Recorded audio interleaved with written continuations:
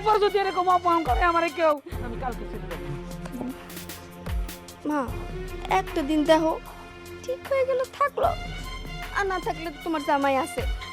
হ্যাঁ, ঠিক আছে, আমার এই মায়ের লাগে, এই সহজ সরল আমার হাতের মায়ের লাগে, আব্বু তোমার লাগে আমি একদিন 1 ঘন্টা বেশি থাকবো, কিন্তু এরপর যদি আমার কেউ অপমান করে তাহলে কিন্তু আমি 1 ঘন্টাও থাকবো না।